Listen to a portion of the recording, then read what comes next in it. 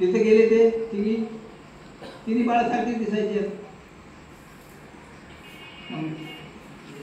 कोण्या बाळकाला हात लावला तो दुसरा निघाला तर तो माझा पती म्हणता येते का? पतिव्रता पण बघलं मग नाही. तिघी संपदर पडल्या पडल्या. मग अणुसाहेबच्या पाया पडल्या. त्या अणुसाहेबला म्हणे आमचे पती. मग अणुसाहेबनं तिन्ही बाळा उचलून त्याच्याजवळ ठेवले आणि ते पूर्वरूपाला आले. पूर्वरूपाला आल्यानंतर मग ते नमस्कार करून निघून गेले. अलीकडे ते गुरुचरित्र श्रीधर कवी लिहिलेलं आहे 400 वर्षापूर्वी. पूर्वरूपाला आले. मग ते तिन्ही देव काय म्हणतात, अणुसया म्हणे तुझ्यावर आम्ही प्रसन्न झालो, माग काय मागायचंय ते. काय त्याच्यात काय लिहिलं, देवाला बाळक कोणी केलं, पाण्यात कोणी टाकलं नाही.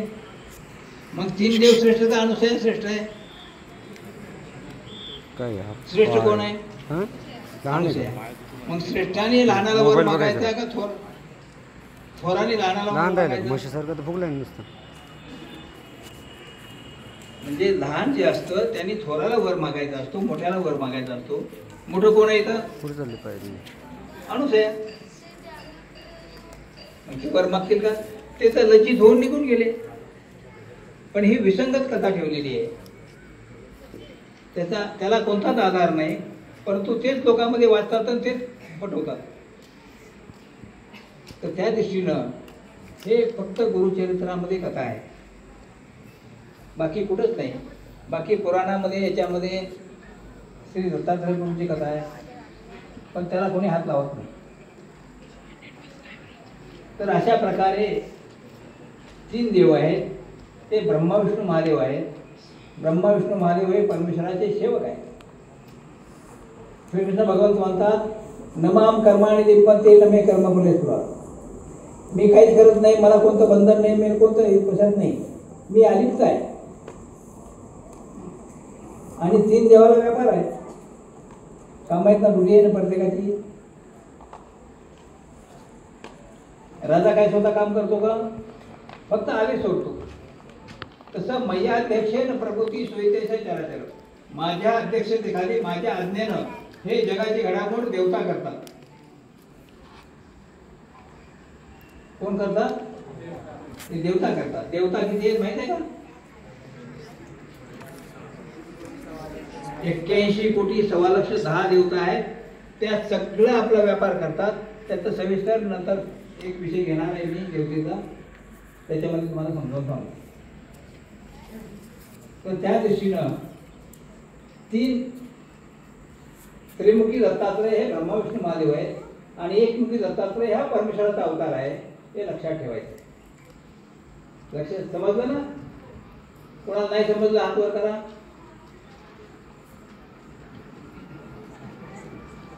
सगळ्यांना समजलं? ठीक आहे.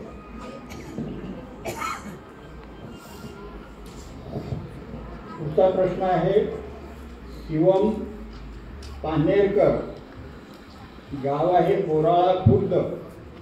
दत्तात्रय प्रभूने भक्ताला भेटण्यासाठी पारधीचाच वेश का बरे घेतला? नाही, दत्तात्रय प्रभूंनी भक्तांना भेटण्यासाठी पारधीचाच वेश का बरे घेतला? तो इथं नाही आहे. पुढचा घ्या आहे का? सगळ्या जमत पडायचा.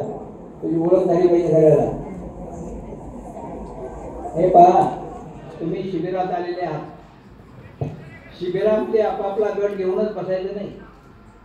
तुम्ही जर समजा मोठं झाल्यानंतर कुठे गेले, नोकरीला गेले किंवा व्यवसायाला गेले, कुठे गेले, प्रत्येक गावात तुमचा मित्र सापडला पाहिजे. सापडला तुम्हाला मदत करेल का नाही म्हणून मग असं शिबिर. म्हणून सगळे त्यांचे 7 वेश आहेत. किती वेश आहेत? प्रत्येक वेशाने वेगवेगळे लीळा करतात, वेगवेगळे कार्य करतात. अनेक वेश धरल्यामुळं सगळ्या जगात समानता सांगितलेली आहे. म्हणजे जातीभेद कोणता करू नये त्याच्यासाठी सगळे वेश घेत असतात. म्हणजे कोण्या जातीतला मनुष्य आहे त्याला कमी समजू नये. त्यावेळेला जातीभेदाचं जास्त प्रमाण होतं. म्हणून स्वामी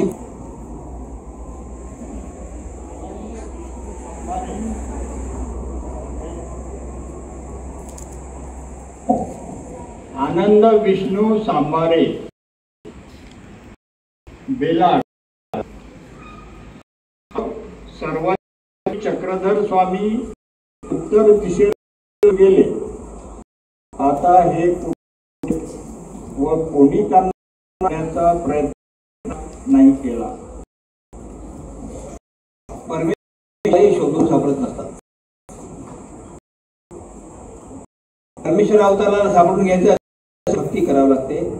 भक्ती केल्यानंतर ते दर्शनात शोधून परमेश्वर कधी सापडत नाही. शोधून परमेश्वर कधी नसतात. ते आपल्या इथे जरी असले तरी त्याची ओळख होणार नाही. पण ज्या वेळेला आपण भक्ती करू परमेश्वर होऊ परमेश्वर त्याला दर्शन असे अमक्या ठिकाणी असले तरी ते आपल्याला नाही, आपल्या भाग्यात नाही, आपलेलं नाही, अधिकार नाही. आपला अधिकार जोडण्यासाठी परमेश्वराची भक्ती करावी लागते. एकनिष्ठ लागते. प्रेम अर्पण करावं लागतं. प्रेम अर्पण करतो कोणाला?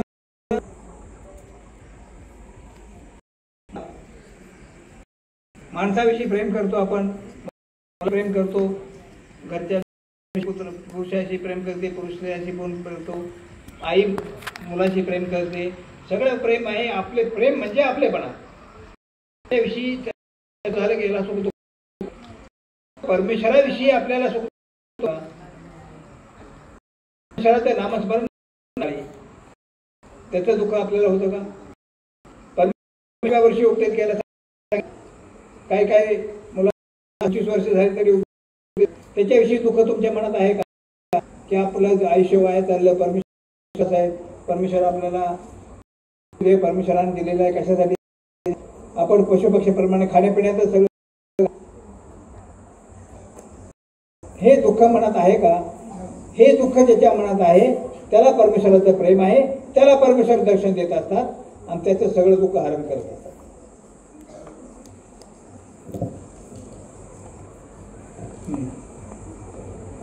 पुढचा आहे गोपाल अनिल दलाल शिरपूर.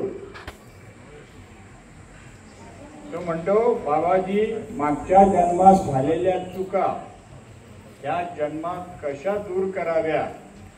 परमेश्वर भक्तीने हे मला जाणून घ्यायचे आहे.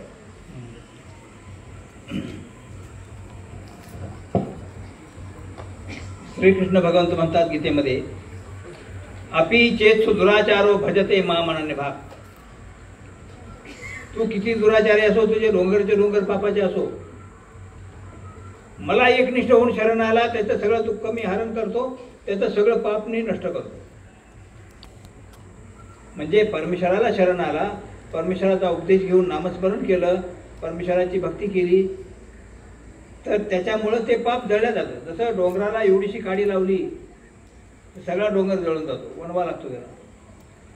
तसं नामस्मरणाची काडी लावली, उपदेश घेऊन जे नामस्मरण करतो तो त्याची काडी त्या पापाला लावली, पाप जळून भस्म होते आणि नंतर आपल्याला योग्य दिशा मिळते. जोपर्यंत पाप आहे तोपर्यंत आपल्याला वाटणार नाही की देवाचं दर्शन घ्यावं, आमचं करावं, चांगली बुद्धी येणार नाही. पण ज्या वेळेला तो उपदेश घेऊन नामस्मरण करेल त्यावेळेला त्याच्या रस्त्यातले काटे सगळे जळून जातील आणि रस्त्यातले काटे जळून गेल्यानंतर त्याचा रस्ता सगळा मोकळा होईल आणि त्याला सुविचार समजेल, त्याच्या जीवनाचा विकास होईल. जीवनाचा विकास